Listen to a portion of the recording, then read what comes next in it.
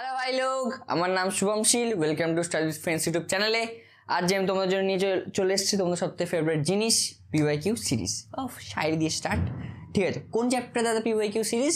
এটা হচ্ছে কি পরমাণু নিউক্লিয়াস যে চ্যাপ্টার আছে, বা অ্যাটমিক নিউক্লিয়াই ইংলিশে বলে, ওই চ্যাপ্টারটার লাস্ট 5 বছরে যত কোয়েশ্চেন এসছে তত দেখো এই চ্যাপ্টার থেকে খুব সোজা কোয়েশ্চেন আসে, 5 মার্কস মতো আসে এই চ্যাপ্টার থেকে। অতীব সোজা কোশ্চেন আসে, হেভি লেভেলের সোজা কোশ্চেন আসে। এই চ্যাপ্টারটা একদম ছোটো চ্যাপ্টার, তোমাদেরকে পড়িয়েছি একদিনের মধ্যে মনে শেষ করে দিয়েছিলাম, 1.5 ঘন্টায়। তো একদম সোজা চ্যাপ্টার, সোজা একদম দেখবে এক্ষুনি, এটাও মনে হয় 1 ঘন্টারও মনে হয় ভিডিওটা আজকে হবে না। খুব সোজা লেকচার হবে আজকের। হ্যাঁ, আর মানে একদম ইজি পড়া, এটা দেখতে হবে আজকের এক্ষুনি যখন কোশ্চেন করবো। ঠিক আছে, এটা তোমরা ভালো করে যেও। তাই হ্যাঁ, 5 মার্কস পুরো মানে তোমাদের দান করছে, নিয়ে ভাই তোরা 5 মার্কস নিয়ে খুশি থাকো ফিজিক্সে, বুঝতে পারছো? খুব ইজি। ঠিক আছে, তো চলো আজ পড়াশোনা স্টার্ট করা যাক। তো আজকে ফার্স্ট কোয়েশ্চেন কি দেখো, এটা 2025-এর ফার্স্ট কোয়েশ্চেন, দেখতে পাচ্ছ কি নিচের কোন রশ্মিটির গ্যাসকে আয়নিত করার ক্ষমতা সর্বাধিক? আলফা রশ্মি, গামা রশ্মি, বিটা রশ্মি, আর কি আছে আলোক রশ্মি। কোনটা? ইজি। আমরা কি জানি, কোনো রশ্মি কোনো গ্যাসকে, মানে আমাদের কাছে দেখো এখানে আবার আলোক রশ্মিটা কেউ লিখে দিও না যে আলোক রশ্মি, 3টের মধ্যে যে দেবে সেটাও ঠিকঠাক আছে, আলোক রশ্মি যে দিচ্ছে সে তো ভাই পুরো লেভেলের আছে। দেখো কি আছে, আলফা, বিটা, গামা। তো দেখো এই 3টার মধ্যে কি হবে, আমি তোমাদের বলেছিলাম আয়নিত করার ক্ষমতা কার বেশি হবে, সেই অ্যাট্রাক্ট করার পাওয়ার কার বেশি হবে, যার ওজন বেশি হবে, যার কাছে চার্জ বেশি থাকবে। ওই সেই বলেছিলাম যার কাছে পয়সা বেশি থাকবে, যাকে ভালো দেখতে হবে, সেই অন্য কোনো বন্ডে যারা থাকে তাদেরকে অ্যাট্রাক্ট করার থাকে, মানে অ্যাট্রাক্ট করার পাওয়ার রাখে। ঠিক আছে, সেই বলেছিলাম, মনে করো যারা আমার কাছে ক্লাস করেছে তারা জানে। তাহলে এটা কার সবথেকে, আলফা রশ্মি সবথেকে বড়, বেশি চার্জও বেশি, তাই আলফা রশ্মি সবথেকে ভালো, আয়নিত করার ক্ষমতা সবথেকে বেশি। তারপরে কার, আলফা রশ্মির পরে বিটা রশ্মি, তারপরে গামা। আলফা, বিটা, গামা, এটা হচ্ছে আয়নিত করার ক্ষমতা। আবার যদি এখনই বলে দিচ্ছি, যদি কেউ জিজ্ঞাসা করে এটা হচ্ছে কার, এটা আয়নিত করার ক্ষমতা, আয়নিত করার ক্ষমতা।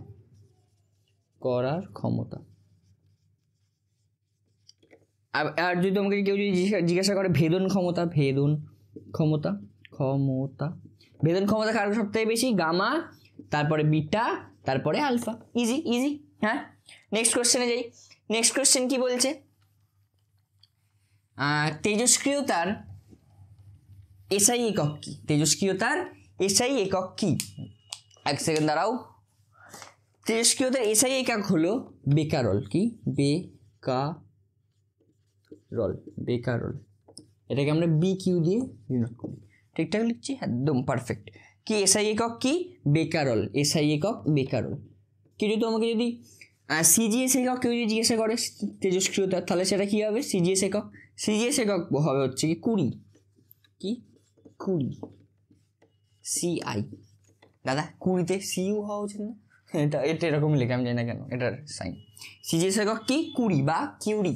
আমরা ইংলিশে ম্যাডাম কিউরির নাম শুনেছো, তার নামে এটা। ঠিক আছে, ইজি। আরেকটা কি এর সাথেই আছে, অথবাতে কি আছে এর সাথে অথবাতে আছে, দাঁড়াও মুছে নি, কি আছে,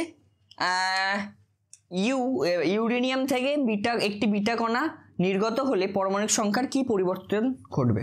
দেখো ইউরিয়ার কি দিয়েছে, এটা 235 U92, তাই তো?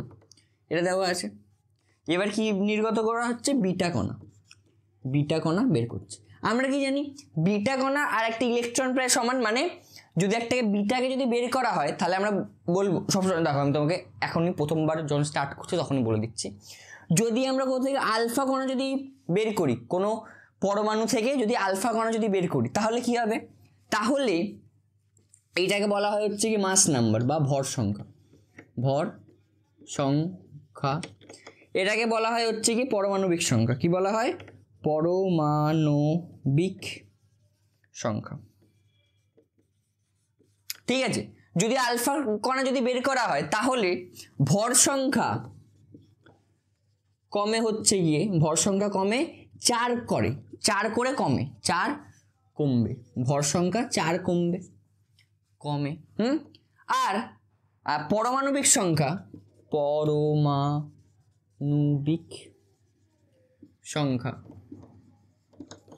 2 কমে, কত? এটা 2, হ্যাঁ 2 কমে। পরমাণুর সংখ্যা কত কমে? 2 করে কমে। ঠিক বিটা কণা যদি নির্গত করা হয়, বিটা কণা যদি নির্গত করা হয়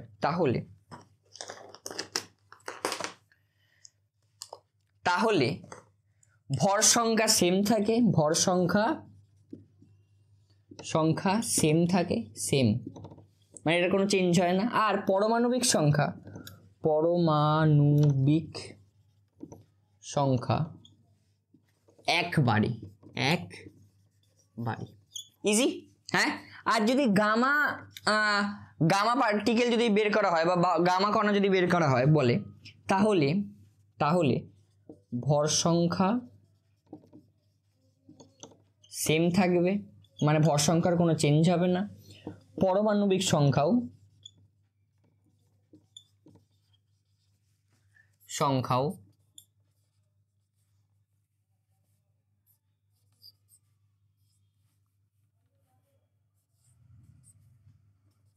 সেম থাকবে, এটাও কি থাকে? সেম থাকে। বুঝতে পেরেছো? কি যখন আলফা কণা যখন বের করা হয় তাহলে কি হয়? আলফা কণা বের করা হলে ভর সংখ্যা কত কমে? 4 কমে। পারমাণবিক সংখ্যা কত কমে? 2 কমে। বিটা কণা যখন বের করা হয় ভর সংখ্যা কত কি হয়? সেম থাকে। পারমাণবিক সংখ্যা কি হয়? 1 করে বাড়ে।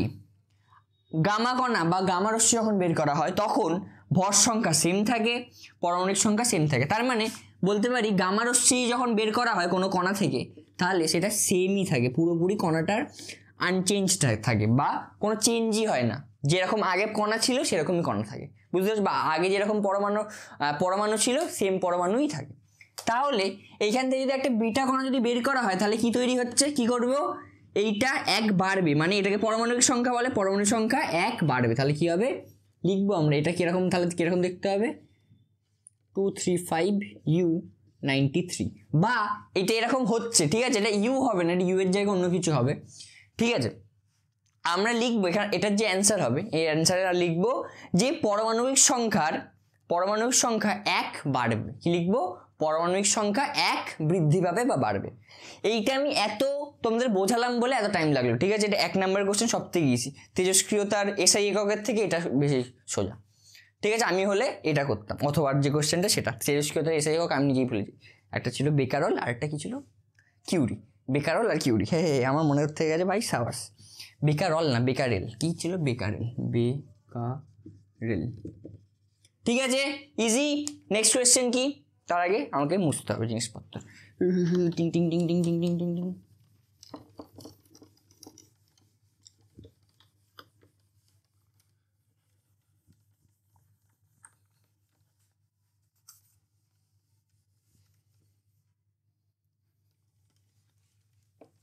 হ্যাঁ, নেক্সট কোয়েশ্চেন কি? নেক্সট কোয়েশ্চেন হচ্ছে গিয়ে ভরচ্যুতি কাকে বলে? কি ভর বিচ্যুতি কাকে বলে? বলতে কি বোঝো? হিলিয়াম নিউক্লিয়াসের ভর বিচ্যুতি কত হবে যদি প্রোটনের সংখ্যা দিয়ে দিয়েছে, ঠিক আছে? ভর বিচ্যুতি কাকে বলে সেই বলেছিলাম, মনে করো, বা তোমরা যারা পড়েওছো তারা মনে করো তোমাদের স্যার কি বলেছিল, যে ভর বিচ্যুতি হচ্ছে গিয়ে যখন আমরা কি বলে পরমাণুটার নেট ভর, পরমাণুটা ধরো যত ভর হয়, ঠিক একটা যেটা ভর বেরিয়েছে যেটাকে আমরা বলি স্থির ভর, পরমাণুর নিউক্লিয়াসটা স্থির যে ভর হয় সেটার ভর থেকে তার নিউক্লিয়াসের যে ওই যে প্রোটন আর নিউট্রনের সংখ্যার যে যোগফলের ভরের যে কি বলার নাম ডিফারেন্সটা যেটা থাকে সেটাকে আমরা বলি ভর বিচ্যুতি। তোমাকে এটা ভালো ভাষায় আমি লিখছি। কাকে বলে ভর বিচ্যুতি?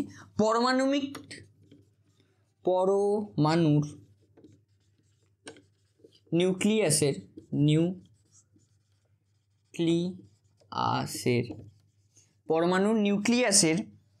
স্থির ভর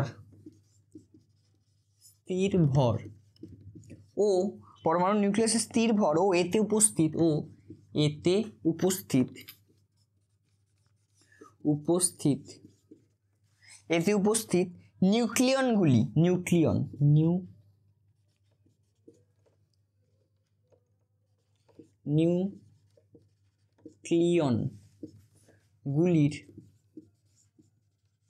নিউক্লিয়নগুলির মোট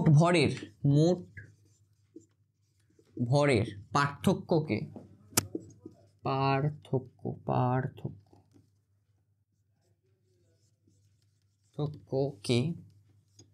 পার্থক্যকে ভর ত্রুটি বা ভর ত্রুটি বা কি বলা হয়, ভর বিচ্যুতি বলে,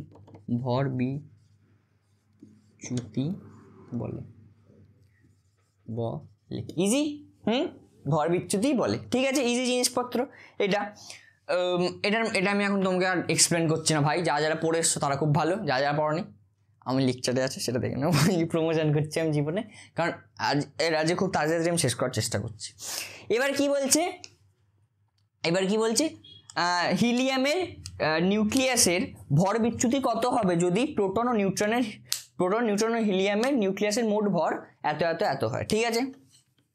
দেখো আমি তোমাদেরকে বলেছিলাম, এটাকে মুছি তাড়াতাড়ি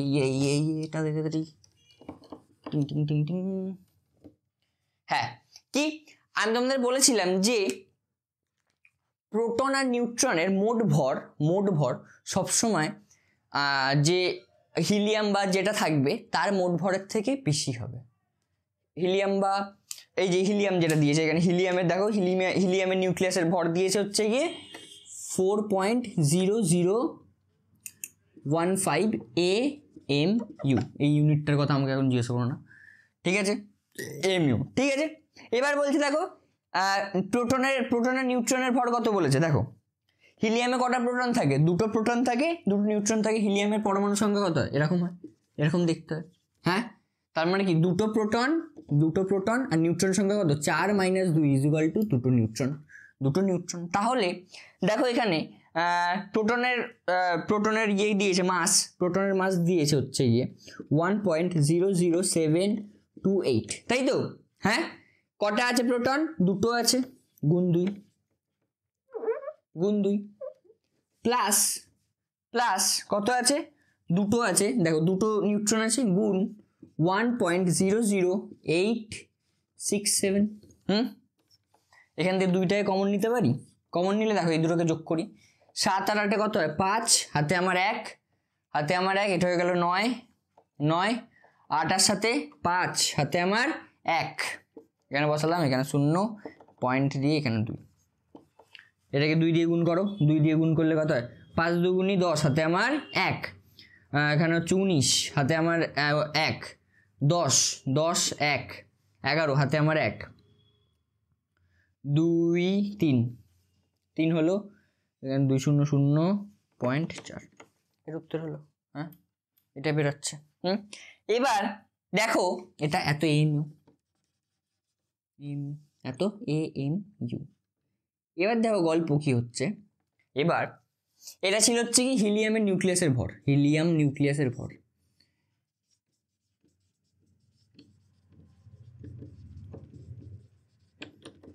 হিলিয়াম নিউক্লিয়াসের ভর এত দিয়েছে, হ্যাঁ, আর এটা হচ্ছে গিয়ে প্রোটন আর নিউট্রনের যোগফল এত বেরোচ্ছে। তাহলে ভর বিচ্যুতি ইকুয়াল টু কত হয়, ভর বিচ্যুতি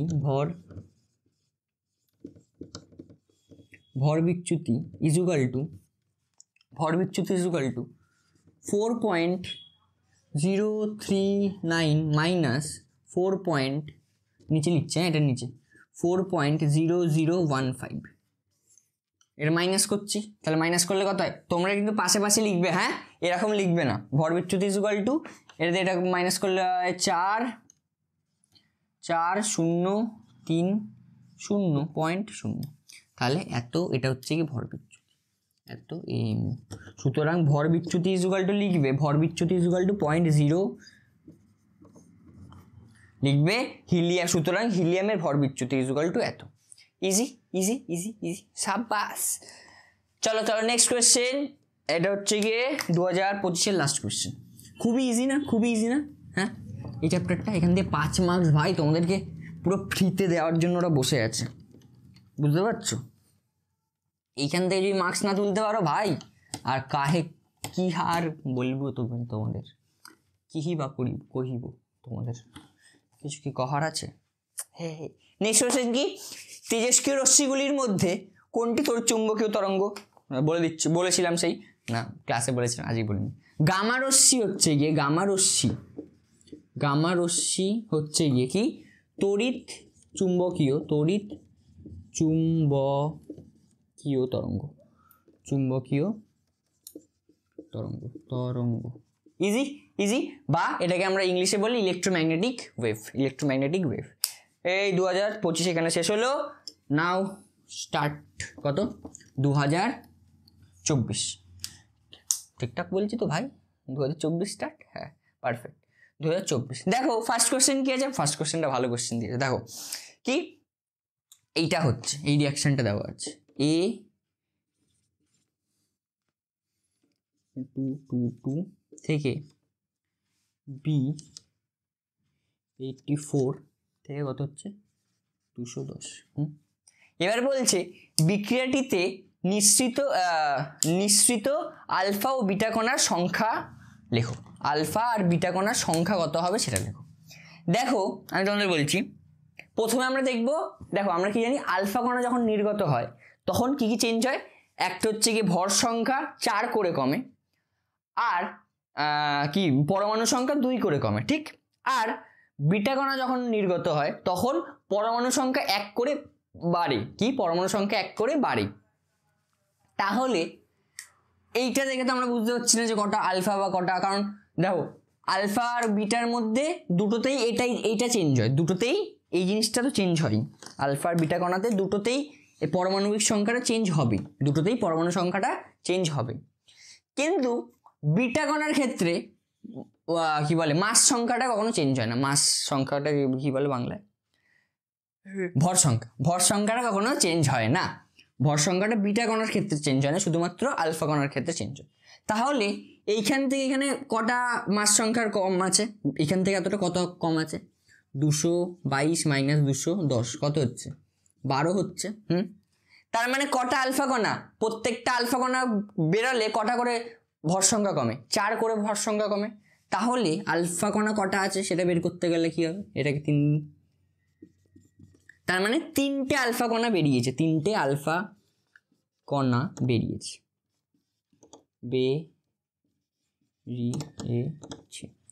তিনটা আলফা কণা বেরিয়েছে, ঠিক আছে। এবার তাহলে দেখো অপশন বি আর ডি এর মধ্যে কিছু একটা, অপশন বি আর ডি এর মধ্যে কিছু একটা দেখো।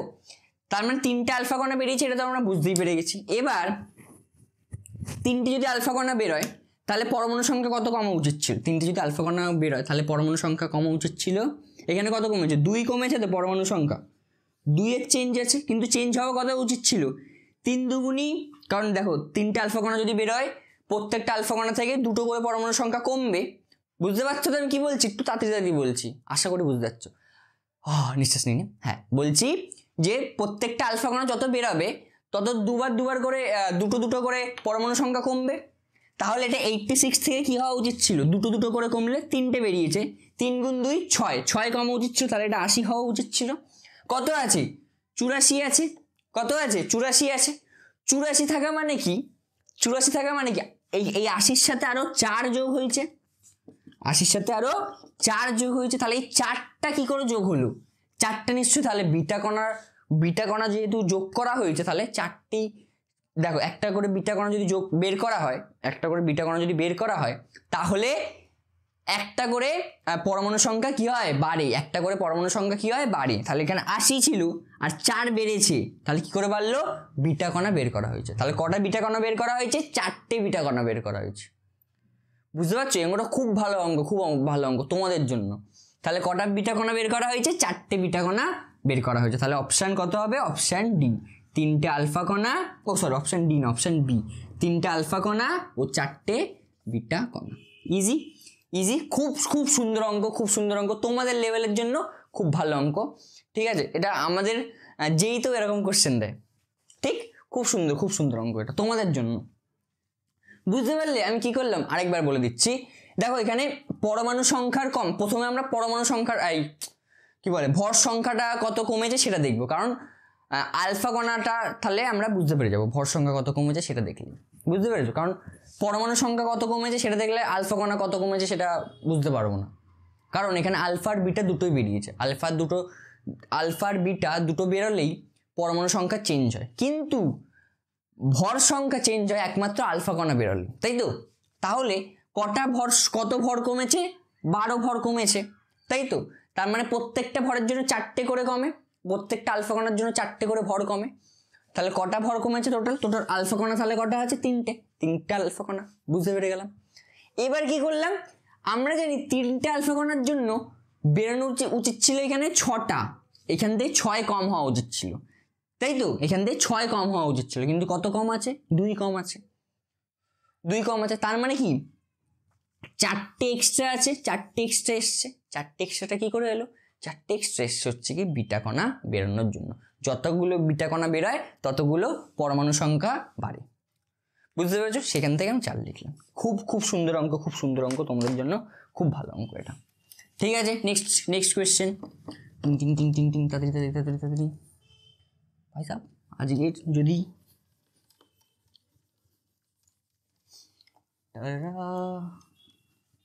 হ্যাঁ, নেক্সট কোয়েশ্চেন কি? নিয়ন্ত্রিত শৃঙ্খল বিক্রিয়ার একটি ব্যবহারিক প্রয়োগ উল্লেখ করো। পারমাণবিক বিদ্যুৎ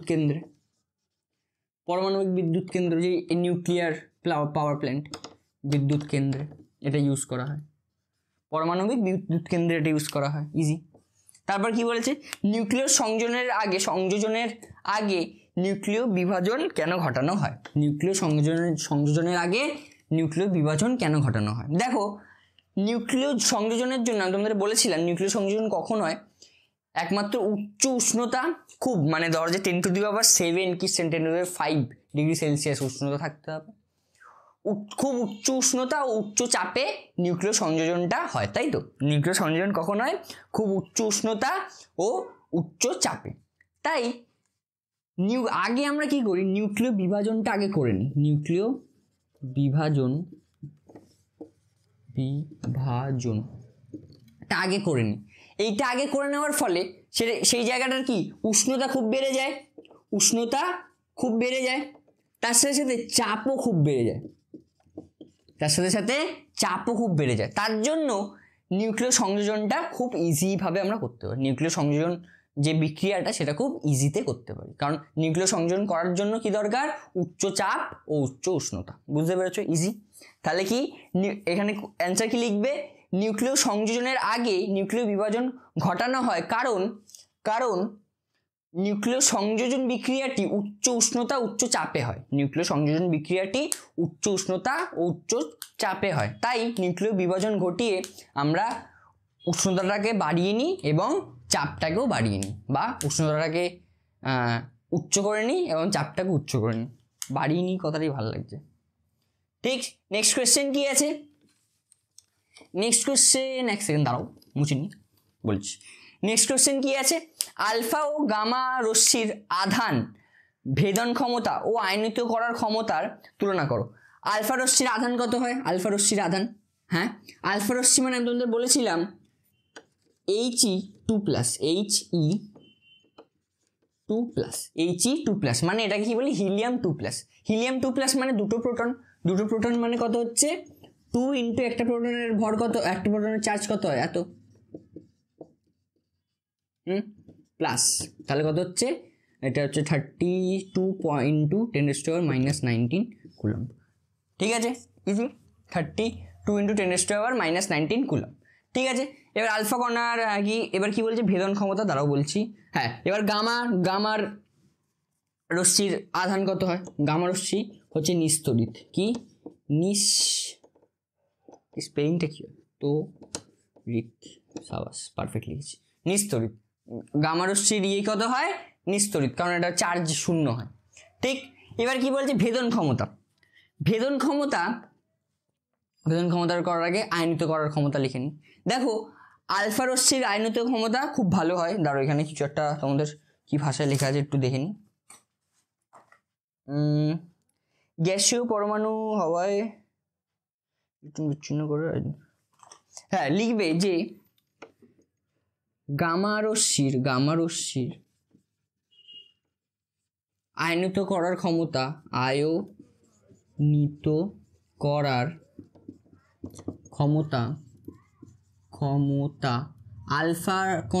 আলফা রশ্মির 1000 ভাগের 1 ভাগ, এটা লিখলে ফুল মার্কস পাবে। কি 1000 ভাগের 1 ভাগ। আর আর এখানে বলেছে যে ভেদন ক্ষমতা, ভেদন ক্ষমতা কি লিখবে? লিখবে আলফা কণার ভেদন ক্ষমতা, এই রশ্মি আলফা রশ্মি 0.1 mm এর অ্যালুমিনিয়াম পাত ভেদ করতে পারে, ভেদ করতে অ্যালুমিনিয়াম পাত দ্বারা, এটা লিখবে অ্যালুমিনিয়াম পাত দ্বারা শোষিত হয়। কি শোষিত হয়, ঠিক আছে, শোষিত হয়।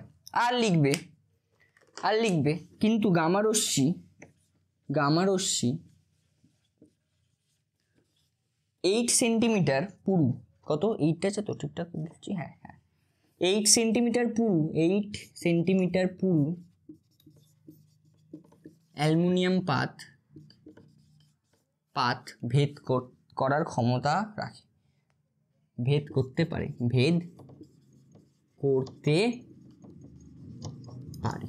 ইজি গামা রশ্মি, এই যে এইটা পুরোটা লিখলে 2 মার্কস, কি কত মার্কস, 2 মার্কস থাকে মনে হয়, 2 মার্কস পুরো পেয়ে যাবে, ইজি।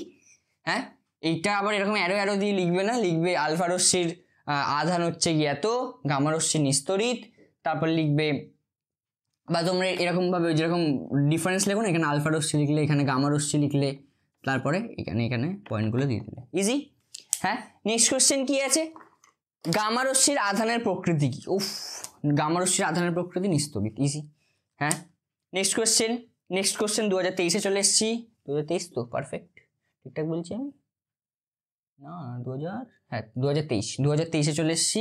মুছে নি, কি বলছে? প্রথম কোশ্চেনটাই দেখে নাও একবার। এখানে আলফা বিটা গামা রশ্মির ভেদন ক্ষমতা সঠিক ক্রম লেখো। কি ইজি পিজি লেমন স্কুইজি। কি বলছে? আলফা বিটা গামা রশ্মির কি ভেদন ক্ষমতার ক্রম লেখো।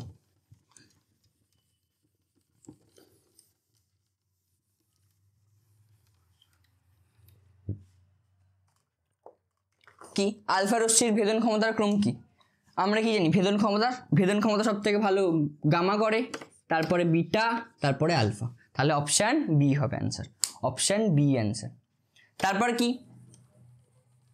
তারপর কি পারমাণবিক শক্তির একটি শান্তিপূর্ণ ব্যবহার লেখো। একটি শান্তিপূর্ণ ব্যবহার কি? ওই বৈদ্যুতিক পাওয়ার প্ল্যান্টে, বৈদ্যুতিক পাওয়ার প্ল্যান্টটাকে বাংলায় কি বলে? বৈদ্যুতিক কেন্দ্রে পরমাণবিক বৈদ্যুতিক উৎপাদনে, পরমাণবিক বিদ্যুৎ লেখো, বিদ্যুৎ উৎপাদনে, পরমাণবিক বিদ্যুৎ উৎপাদনে, ইজি। হ্যাঁ, তারপরে কি আছে? শূন্যস্থান পূরণ করো। কি শূন্যস্থান পূরণ করতে হবে দাদা, একটু দেখো। হ্যাঁ, গামা রশ্মি হলো ক্ষুদ্র তরঙ্গ দৈর্ঘ্যের ড্যাশ তরঙ্গ। কি তরঙ্গ? ইলেকট্রোম্যাগনেটিক ওয়েভ, যেটাকে বাংলায় বলি তড়িৎ চুম্বকীয় তরঙ্গ। তড়িৎ চুম্বকীয় তরঙ্গ। খুব ইজি। তরঙ্গটা লেখাই আছে, এটাই হবে তড়িৎ চুম্বকীয়। তারপর নেক্সট কোশ্চেন, এটাও ভালো কোশ্চেন। দেখো কি বলছে, না ভালো কোশ্চেন না, খুব ইজি কোশ্চেন। একটি তেজস্ক্রিয় পরমাণুর কেন্দ্রকে 92টি প্রোটন ও 143টি নিউট্রন আছে। কেন্দ্রতে কটা আছে? 92টি প্রোটন ও 143টি নিউট্রন। তাহলে এর ভর সংখ্যা কত হবে? 5, এখানে হচ্ছে গিয়ে 3, হাতে আমার 1, এত। হ্যাঁ, আর পরমাণবিক সংখ্যা কত হবে? 92। তাহলে এটা ইউরেনিয়াম, জানো তো? আসলে তোমরা এখানে এক্সও লিখতে পারো, লিখতে পারো যে ধরি মৌলটি হলো এক্স, মৌলটি হলো এক্স, এরকম লিখতে পারো। এটা আসলে ইউরেনিয়াম, ঠিক আছে। হ্যাঁ, এবার কি বলেছে? ওই পরমাণু থেকে একটি আলফা কণা নির্গত হলে যে নতুন পরমাণু সৃষ্টি হয় তার কেন্দ্রতে কতগুলি প্রোটন থাকে? তাহলে ইজি, আলফা কণা একটা আলফা কণা বেরিয়েছে, একটা আলফা কণা বেরোলে কি হয়, একটা আলফা কণা বেরোলে চারটে পরমাণু সংখ্যা, ভর সংখ্যা চারটে কমে, আর পরমাণু সংখ্যা কটা কমে, দুটো কমে। তাহলে কত হলো, এক্স এখানে লিখে দাও, কত হচ্ছে না। এবার কি বলছে, নতুন পরমাণু সৃষ্টি হয়, তার কেন্দ্রতে কতগুলি প্রোটন ও নিউট্রন থাকবে। তাহলে প্রোটন কটা থাকবে, প্রোটন সংখ্যা হবে 90, নিউট্রন সংখ্যা কত হচ্ছে 231 মাইনাস 90 ইজুকাল টু কত হচ্ছে 141। তাহলে নিউট্রন সংখ্যা থাকে হচ্ছে গিয়ে 141টা। ইজি ইজি, এটাকে একটু সাজিয়ে গুছিয়ে লিখবে ভাই লোক, ঠিক আছে, এরম ভাই লিখে দিয়ে চলে আসবে না। হ্যাঁ, এর সাথে কি আছে, কোন ধরনের নিউক্লিয় বিক্রিয়া নক্ষত্র শক্তির উৎস, কোন ধরনের নিউক্লিয় বিক্রিয়া নক্ষত্র শক্তির উৎস। খুব ইজি কোশ্চেন এটাও। নিউক্লিয় সংযোজন কি, নিউক্লিয় সংযোজন, ইজি। নিউক্লিয় সংযোজন হচ্ছে গিয়ে নক্ষত্রের শক্তির উৎস, নিউক্লিয় সংযোজন বিক্রিয়া। Easy PG lemon squeegee. Next question কি আছে, নেক্সট কোয়েশ্চেন। ভাই আমার মাঝে মাঝে মনে হয় যে মাইক ঠাইক পড়িনি, আমার কি ভয় লাগে, আমার কোন বুকটা ধুম করে উঠলাম না, তাই হাত দিলাম, ঠিক আছে।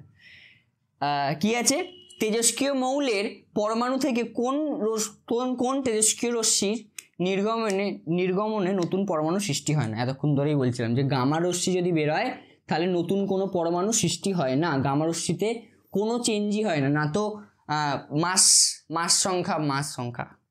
মাস নাম্বার, হ্যাঁ, না তো ভর সংখ্যা না তো কমে, না তো পরমাণু সংখ্যা কমে। হ্যাঁ, ইজি। তাহলে কি কোনটাতে নতুন চেঞ্জ হয় না, গামা রশ্মিতে। গামা রশ্মি যদি নির্গত হয় তাহলে কোনো চেঞ্জ হয় না। নেক্সট কোয়েশ্চেন 2020 চলে এসছে, ও লাস্ট ইয়ার ভাই সাব, আর কিছু নেই। 2022 এখান থেকে কোনো কোশ্চেন আসেনি, শেষ হয়ে গেছে প্রাইস, ঠিক আছে। আধ ঘন্টাও মনে হয়নি, ঠিক আছে। 2022 এখান থেকে কোনো কোশ্চেন আসেনি, 2021 তো পরীক্ষাই হয়নি। 2022 মানে আমরা যে বছর দিয়েছিলাম, আমাদের এই চ্যাপ্টারটা কেন ছিল না ভাই, কি ইজি চ্যাপ্টার, আমি তাহলে একটু কটা বেশি মার্কস পেতাম, তাও পেতাম না আমি জানি, ঠিক আছে। এটা লাস্ট চ্যাপ্টার, এটা লাস্ট ইয়ার। 2021 তো মাধ্যমিকে হয়নি, সবাই নিশ্চয়ই জানো, আর 2022 এই চ্যাপ্টারটাই ছিল না, ঠিক। লাস্ট ইয়ার এটা 2020। দেখো ফার্স্ট কোয়েশ্চেন কি আছে, আলফা কণায় উপস্থিত থাকে একটি প্রোটন, একটি নিউট্রন, একটি প্রোটন। ভাই সাহেব এটা কি ভাই, এক প্রোটনে, হ্যাঁ ঠিক। তারপর দুটি প্রোটন দুটি নিউট্রন, ঠিক আছে।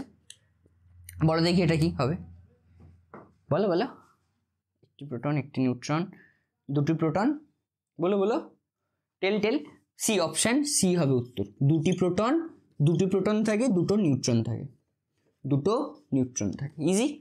হ্যাঁ, নেক্সট কোয়েশ্চেন, আলফা কণাই বলেছে তো, হ্যাঁ আলফা কণা।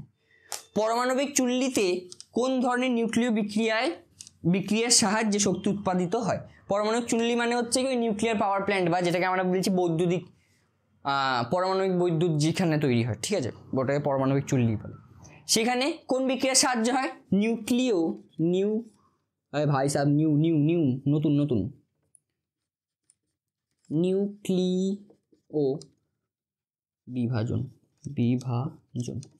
নিউক্লিয় বিভাজন বিক্রিয়ার সাহায্যে শক্তি উৎপাদিত হয়। নেক্সট কোয়েশ্চেনের সাথেই আছে, একটি প্রাকৃতিক তেজস্ক্রিয় মৌলের উদাহরণ দাও। ইউরেনিয়াম, থোরিয়াম, তারপর আর কি আছে, ইউরেনিয়াম, থোরিয়াম, নেপচুনিয়াম, মনে হয় এগুলো সবই। তাহলে কি এখানে লিখে দেবে, হ্যাঁ, একটি প্রাকৃতিক তেজস্ক্রিয় মৌলের উদাহরণ হলো ইউরেনিয়াম, লিখে দেবে ইউরেনিয়াম স্পেলিং ইউরেনিয়াম, এটা লিখে দেবে, ইজি।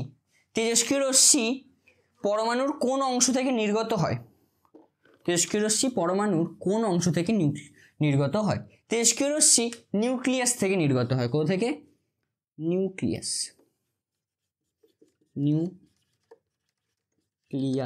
থেকে নির্গত হয়, ঠিক আছে। তেজস্ক্রিয় রশ্মিগুলির মধ্যে কোনটির ভেদন ক্ষমতা ও কোনটির আয়নয়ন ক্ষমতা সর্বাধিক।